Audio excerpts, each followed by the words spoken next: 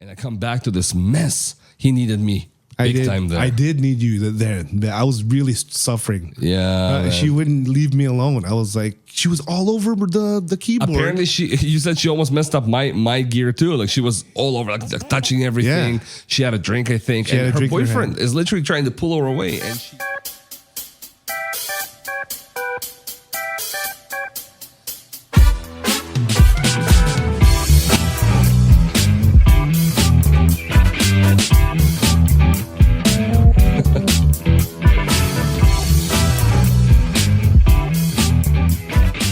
How's it going, everyone?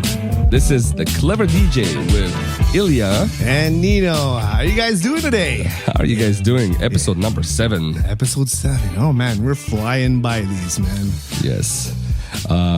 We have an episode that I think you're gonna lead with it. Oh, am I? Yes, I believe this is beginner versus pro DJ, and this sounds like a pro topic. So, well, go for it. Yeah, the question is these are the questions you should be asking. This is more for clients, but for DJs as well, for wedding DJs and corporate DJs. So we're asking pro DJs, like literally, how to hire them before. How to what? What questions to ask before you actually hire them.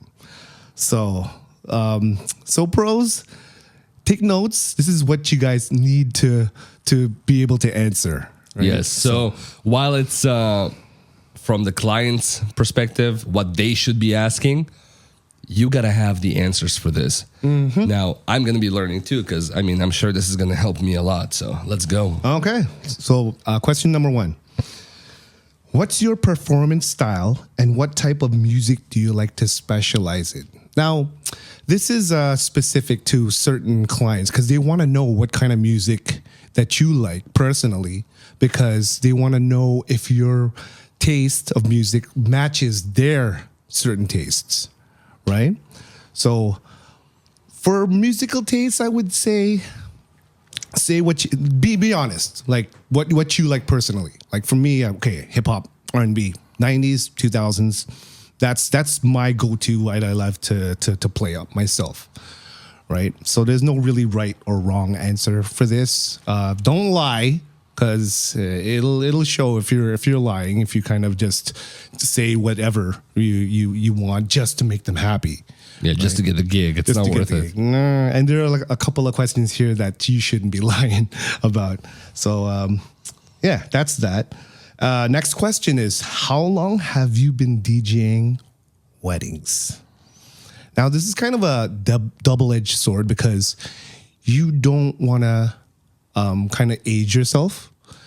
You kind of want to say, I've been doing it for a while, but I've been, I'm the kind of person that likes to keep up with music trends, and whatever's hot today, I like to stay updated, right? You're honest and whatever.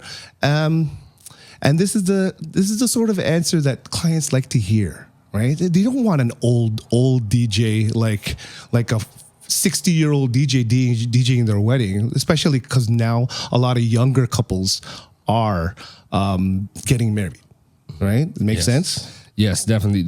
They want to feel that they can relate to you. Exactly. Right? And they're like, oh, how is he going to know? But you know what? We met in that venue. Yeah.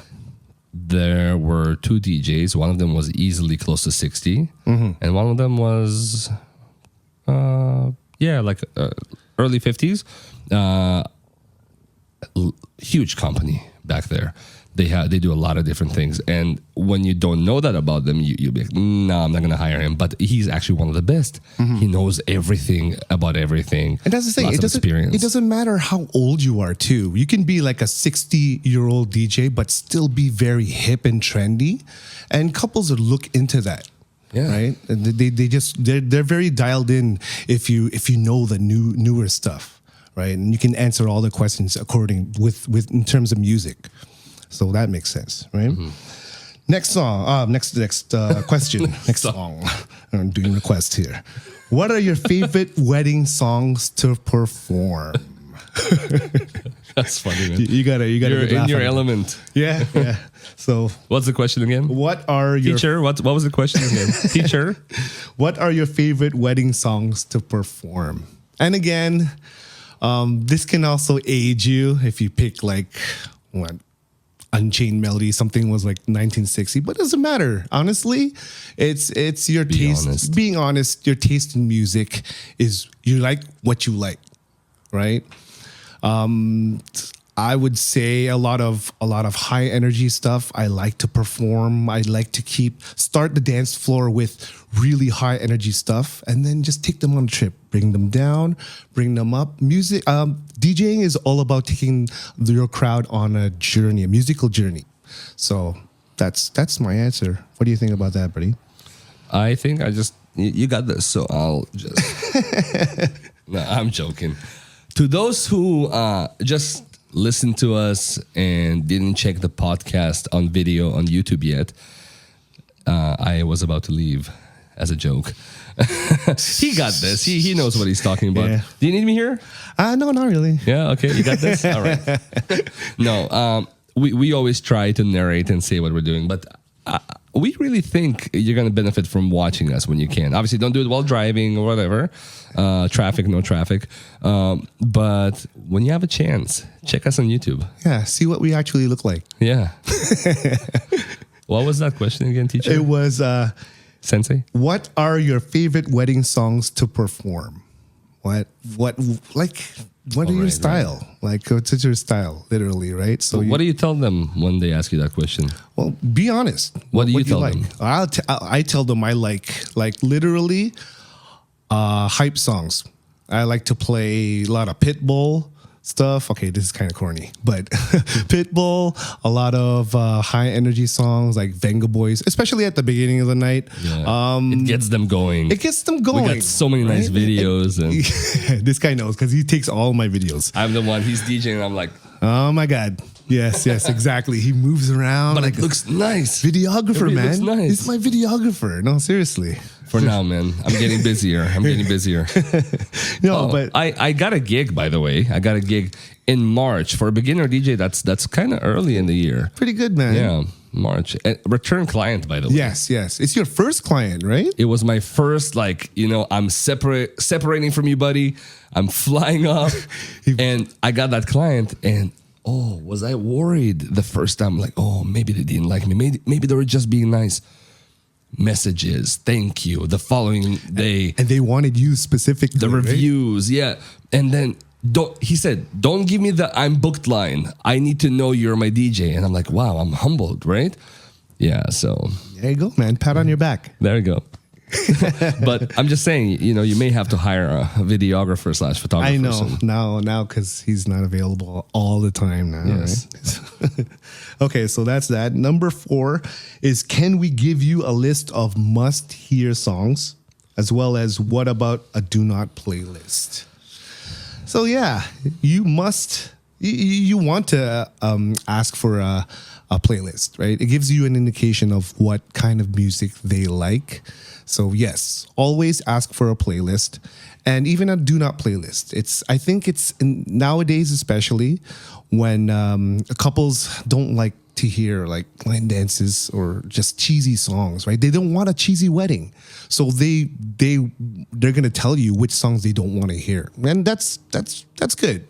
I respect that, right? So make sure you're taking a list and a do not playlist. It'll help you along the actual gig, and you'll know what to play for the night. And then of course you're taking requests on the night of as well. So always take a playlist and a do not playlist. That's a must. You agree? Yes, I actually thrived on that, because in the beginning I did not know what to play. So I was encouraging them. They're like, what do we do next? Oh, you should give me a playlist. Exactly, because you wanted to know what to play. And right? I'm just, my background is also in sales, like lots of customer service and stuff like that. So I know how to kind of get my way with the client and kind of lead them in the direction I want their mind to go.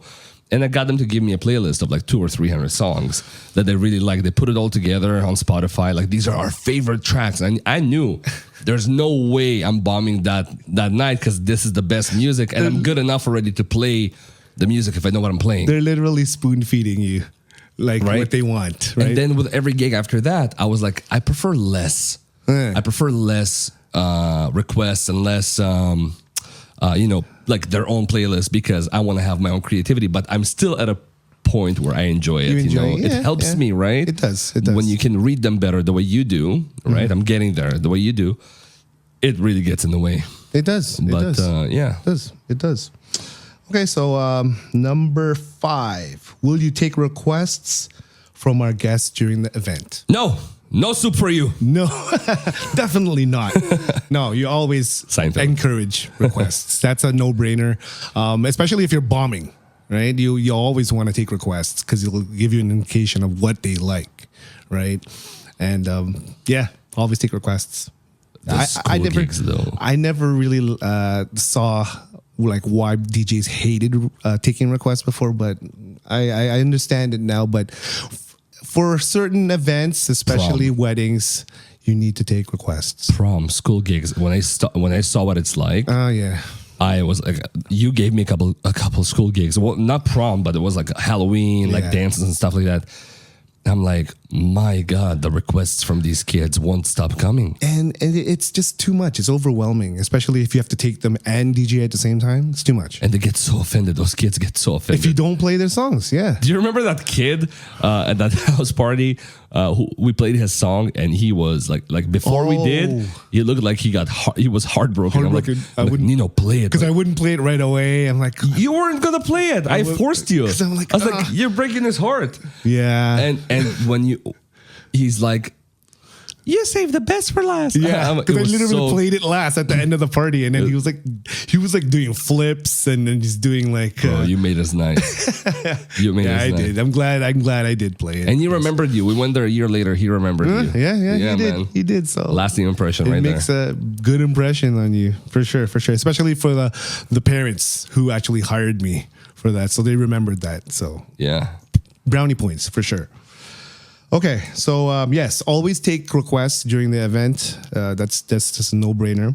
Number 6, can we watch you perform before the wedding date? And if you have an outside gig like a bar that you're doing maybe on a Thursday or Friday, always invite your clients, your potential clients, to come and watch you. Right, so to see you in action, it's always better for them to see what they're gonna get. If you're gonna buy something, you want to see the product, right, and how it works, right? So it just makes sense, right? So sometimes I even if I didn't have like a bar gig on a certain wedding, I would of course ask the bride who was getting married on the day that ask them if they don't mind if me bringing someone like to crash the wedding for like 5 minutes, it's just for them to see how I work the crowd and how I work them and get them dancing and stuff. So I'm like, yeah, I've done that a few times and I've gotten booked. Definitely when that's happened. So I honestly don't see how anyone won't book you. And in all honesty, you need to see this guy DJ. I mean, come on, man. Rarely see somebody move the crowd the way you do. Oh, I try. That's crazy. It's like the way you know how to read a dance floor and the system you have, which sometimes is repetitive, but it works. Yeah. It works. You tweak it. But it works. Like there's no way to change it. No reason to change it too much. Depends. I have my favorites, my favorite songs, but I try to change it depending on their reactions and the way you speak to them, the phrases, the way like your energy and behind your voice. Yeah. I'm not trying to take over. I'm just gonna say this. There was one gig where it was probably one of my best gigs ever. This guy gave it to me too, and I remember taking the mic. I'm like, I'm gonna do this, and I'm like, and I choked. I'm like, the Sweet 16. No, the one you gave me, the last one, like, at the bar, and I choked, and I was like, if I didn't choke, that would have been a great moment to say something. Forget what it was, and then I did it the next time, but I I was overly enthusiastic, and it sounded like a kid yelling in a mic, like it was just too much. Couldn't even understand what you were saying. And then I hit the sweet spot the third time, whatever, and I started feeling it. But my God, it's not only what you say or like how you say it's the volume. It's 3 or 4 words, but there's so much behind it, right? It's so important. Yeah. Okay, yeah. So always invite your clients to watch you perform, if you can.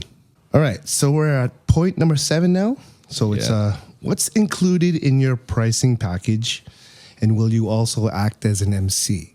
Now, we have different tiers as DJs for companies, of course, right? You're gonna have your lower tier, basic tier package. You're gonna have your standard package, and then your higher tier package when you have your moving heads and uplights and whatsoever, right? And all the inclusions in that. But as for MCing, I also actually include MCing in all my packages, just so there's no. But I put it in pricing as well. I adjust it so it makes sense, right? So that's how I do it personally. What about your pricing? So first of all, MCing, I believe it has to be included in every package. It's not something. It's like I don't even know what to compare it to, but you have to MC. Especially certain gigs. If you're a certain type of DJ, you have to MC. Especially if you want to stand out from your competition, right? Well, most DJs will MC. They have to in some form get on the microphone. Also, I'm sorry, I'm not trying to offend anyone, but what kind of DJ are you if you don't like to MC? Like you're doing this because you're trying to hype people up, right? Now, I'm not saying it's easy. I'm not saying I MC all the time. I spoke on the mic a few times. It's not MCing. That's just kind of dabbling in it, right? But I don't really have those price packages. What I have is the gig in like downtown Toronto, or it's going to be a hassle to get to, pay for parking. Is it way up north, like Muskoka or something like that, where it's going to be lots of gas and just I may have to stay there overnight. Travel, fees. Right? And also, what kind of time of year is it? Like, how desperate are they for a DJ? Did they just tell me that they only thought about a DJ a week before the gig, or I hate that the gig is like 3 months from now, right? You don't want to you don't want to push them against the wall, but at the same time, that's how I come up with my package for the specific gig. I don't have 3, 4, or 5 packages like this guy has, because I get clients, just not as many yet, because I'm just starting out, and each client's different. When you have so many coming at you, it makes sense to have those packages to streamline things. Yeah, because they need something to pick from, right? It's not just one package fits all sort of thing, right? I make sure that I don't devalue myself and that I don't piss off my peers. Don't piss me off with my ridiculously low prices. I remember I wanted to do free gigs back to back just to get more. I'll start somewhere, man. So it's more okay. Exposure, but sometimes it could make sense. But usually, don't devalue yourself. So that's how I do my packages. Exactly. Now, MCing, it's the sort of thing that because we're in charge of the music, it's almost known that you need to MC, right? You need to get on the microphone. So if it's not you, there's an MC. But if there is no MC, you're honorary MC for the night, pretty much. Right? Which is almost always. Which is almost always, depending on the actual event. And my God, sometimes there are terrible MCs out there.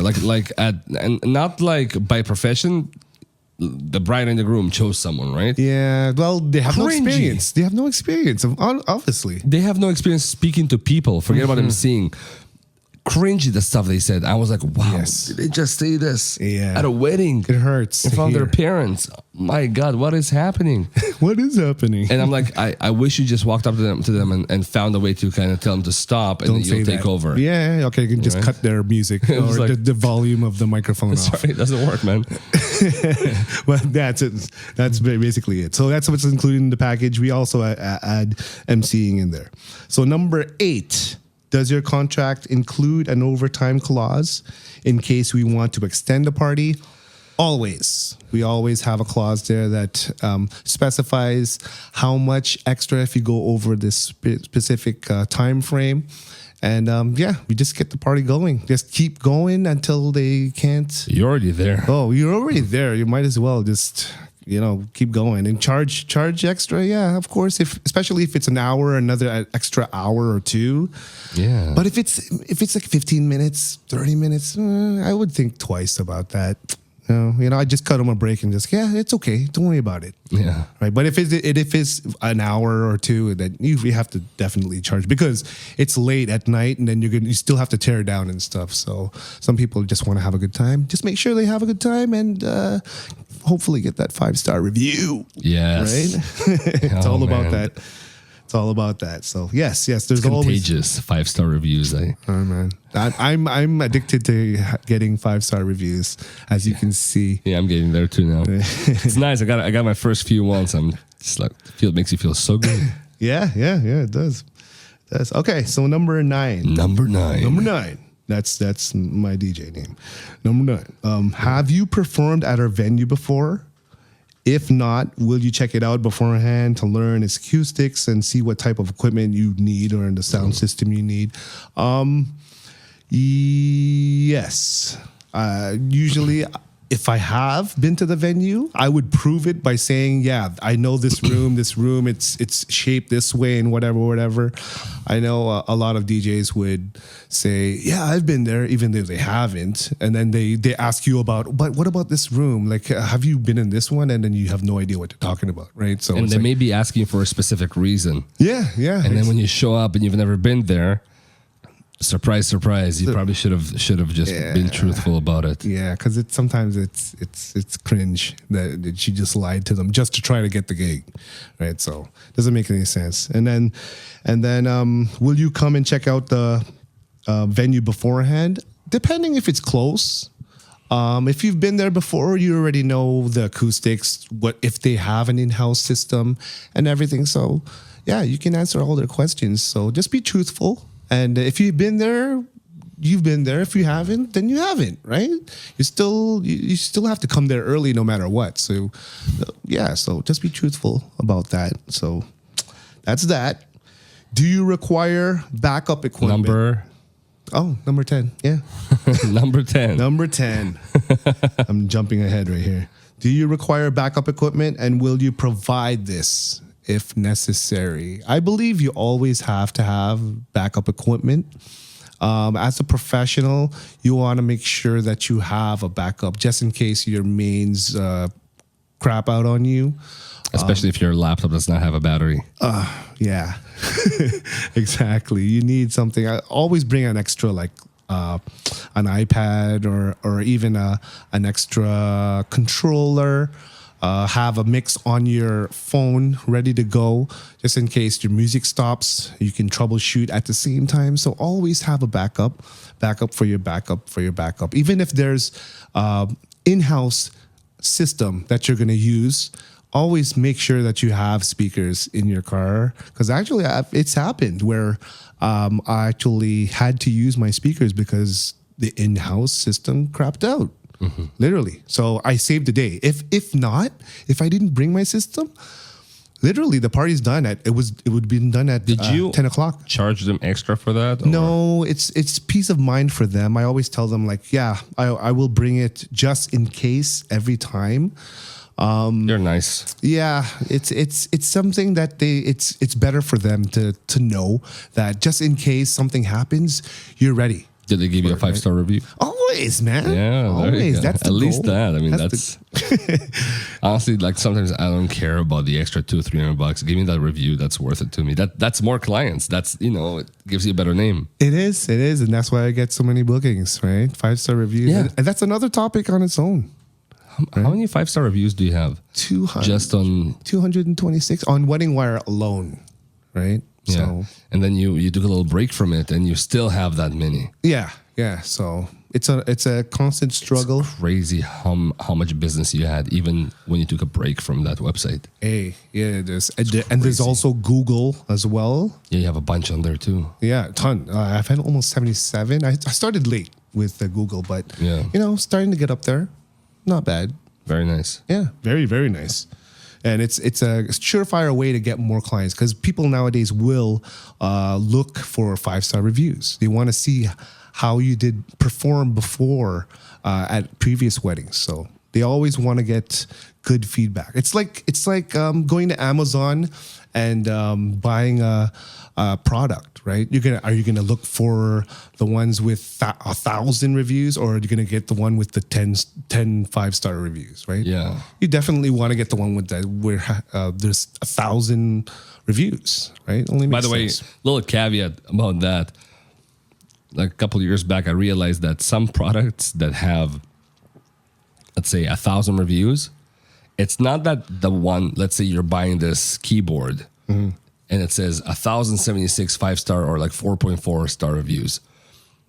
It's that company has that many reviews Yes, or something. I noticed that. And man, I was like, how can this keyboard perform like this, work like this if it was 5 stars? And then I realized that the keyboard itself got lower reviews. Yeah, This yeah. one's actually good, but yeah. Yeah. You have to be careful with that. Yeah. I noticed that too. Just it just like I had to say it. Yeah. Okay. So number 11. Number 11. What's your backup plan in case of inclement weather while performing outside? Backup plan is we go inside. That's my answer, right? You're not going to perform outside anyway, especially if it's raining or whatever, right? So Well, you could have a canopy and stuff. yeah, you can, but for like What about them? a wedding, yeah. Usually, you would be in a covered space anyway, Yeah. away from the elements. So it only makes sense. If it's raining, you most probably going to be out indoors anyway. That's their backup plan. They're usually the venue's backup plan. So it's in the contract as well that we can't perform out in the rain or bad weather or dust everywhere. So it's part of that. So it's in our contract. So yeah. Number 12. Will you coordinate a sound check at the day of the wedding? Of course. That's why we come early. At least 2 hours before the actual first person comes in. So if the ceremony starts at 3, we're there at least 1 o'clock. So it gives us at least an hour to get ready, to get set up. And then, we do a sound check to see if the microphones are good, the speakers are good, and we can take social media as well. So Yeah. Always come early unless there's pho. Like unless you go. unless pho. there's pho, we're pho addicts, so we love delicious. our pho. Well, yeah. Yeah. Just a little something there in case you guys want to send us some pho. Yeah. That's awesome. We should start accepting pho Accepting recipes. Sure. It's really hard to make pho. Huh? Takes a while to It make takes the a broth. long time. Like Right. I wouldn't have the patience to make it myself. Yeah, it's delicious. I went back to that place. Oh God, I'm so jealous, but it was my fault too. Delicious. You should have stayed. I should have just went, but You were editing the episode. yeah, that's why I Look at had to this go back guy, home, all bro. dedicated. Okay, so we're gonna move on to point number 13. Do you require liability insurance? What do you think, man? Yes. Yes or no? Yes. Oh my God, those couple gigs. We almost lost all of our gear on the table. They were drunk. Which one's that? The one where we went up north. I'm not gonna say where. Okay. Yes. You remember when the chick came behind the when I went to the bathroom quickly, I went to the bathroom I was for like looking 10 for minutes. you, man. I needed you at that time. It was so dark outside. I was really making sure I don't like step into a pond or something. It was a nice area. It was really nice. And I'm like with my phone trying to find my path. And I come back to this mess. He needed me big time there. I did need you there. I was really suffering. Yeah. She wouldn't leave me alone. I was like, she was all over the keyboard. Apparently, you said she almost messed up my gear too. Like she was all over, like touching everything. Yeah. She had a drink, I think. And her boyfriend is literally trying to pull her away. And you could see she was like angry drunk almost. Yes. Like crazy angry drunk. Like it was pretty happy, bad. Angry, happy, angry. And then that divider, what is it called? Those panels. The facade. Yeah, the facade. Like can't believe I forgot the name. I'm such a pro. The facade. You'd think, like what a nice barrier. They'll know better. How many times they had to like catch it before it like collapsed on us? Yeah, that was an important gig to have liability insurance. Oh yeah, I should get liability insurance. Well, once you do a few more gigs. How much is it? Is it expensive? Fairly expensive. Well, for the year, it's actually not too bad. It's not too bad. It offsets the cost of. Yeah. You need it. You need it just in case, right? Yeah. It's a just in case sort of thing. Yeah. So always have liability insurance. Like for me, I do a lot of. The company does a lot of school events, so we need a lot of insurance. Like it's $5 million minimum liability insurance. So yeah. So that's nice. It is nice. So that takes us to point number 14. Number 14. Number 14. Okay. What's your cancellation policy? Don't cancel on me. It's expensive. Yeah, it's very expensive. Now, our cancellation policy. It's not a policy, it's a punishment. So it really is expensive.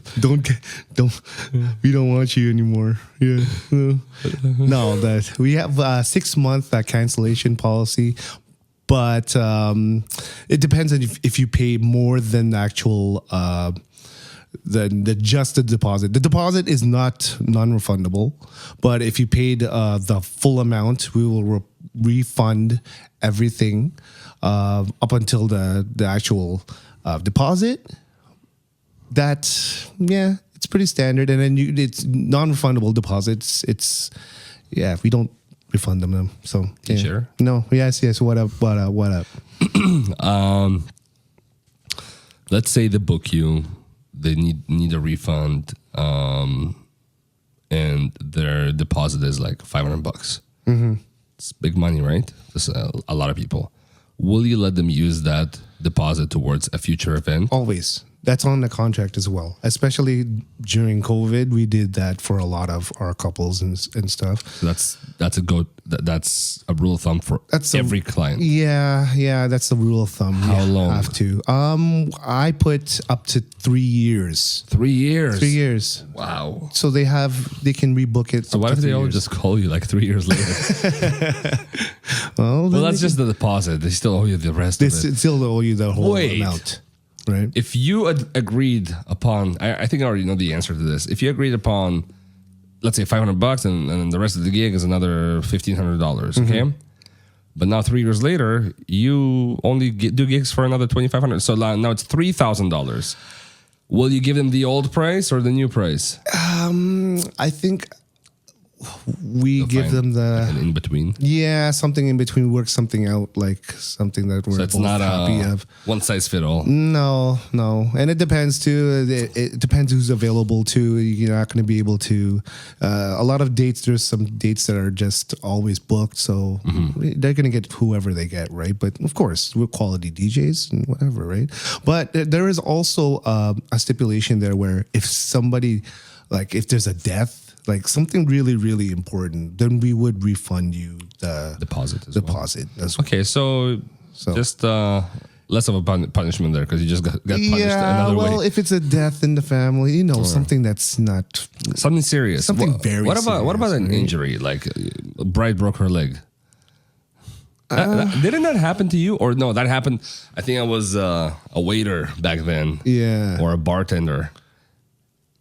I think yes. Did I tell you that we actually had to reschedule? I was working with Was I working with another DJ? I just remember it happened last year.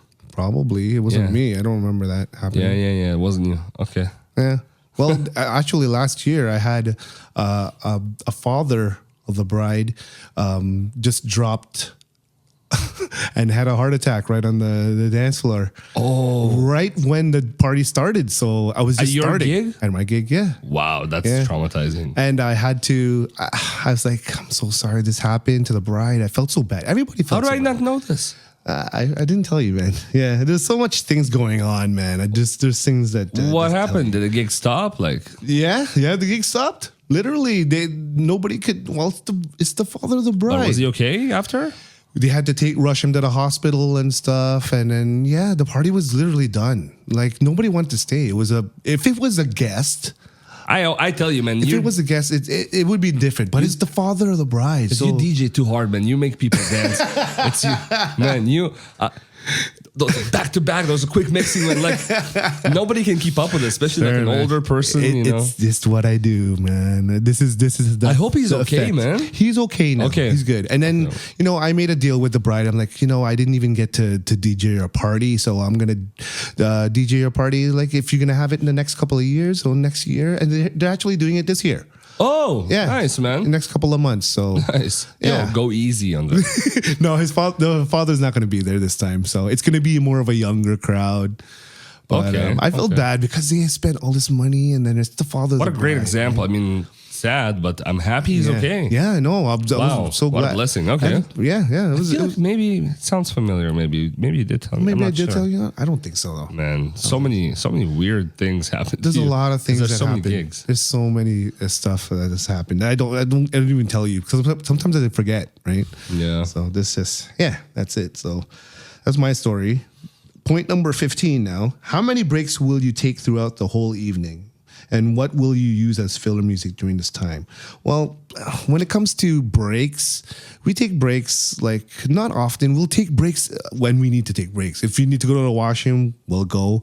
But when the dancing starts, it's full out. We don't take breaks.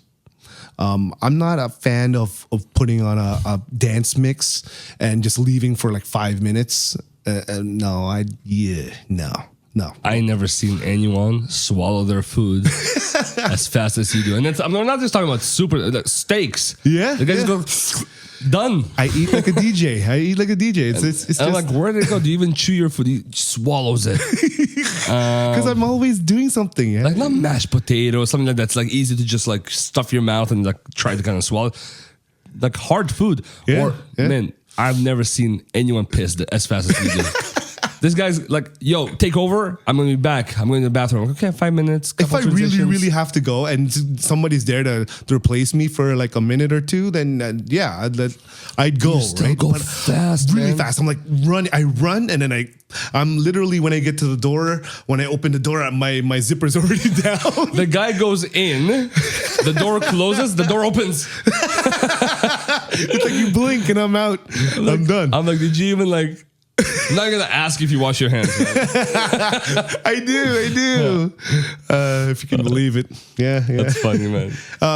In terms of filler music, whatever I'm playing, like usually I leave during dinner, playing like jazz music or whatever kind of music. I do have a playlist, something that I play if I leave, but it's appropriate to what I'm playing, right? So that's that. You have that one really nice mix, the mega mix. Yes, that mega mix. You gave it to me, didn't you? Did I? If you didn't, you gotta do it. I gotta give it to you. No, I'm pretty sure you gave it to me. Really? Yeah. No, I don't think I would give that to you. No, you did. Oh man. No, don't use that. You're not allowed to. It's mine now. No, it's all good. It's all good, man. Okay, so that's it. We don't take breaks during dancing. Not at all. We try not to, right? So number 16, the last one. Number 16, the last one. How do you encourage a shy crowd to get up and dance? There's different techniques, right? Literally, it's if they don't, usually a lot of Chinese crowds are really, really hard and very reserved. Very reserved. They don't want to get up and dance, and especially when the older people. Once you start playing the dance music and it gets really Disappear. loud, they're gone. They're gone. Yeah. I've waited on those weddings, bartended, DJ'd. So you know too, yeah, right? It's specific cultures, but like you know each culture, what's gonna happen, right?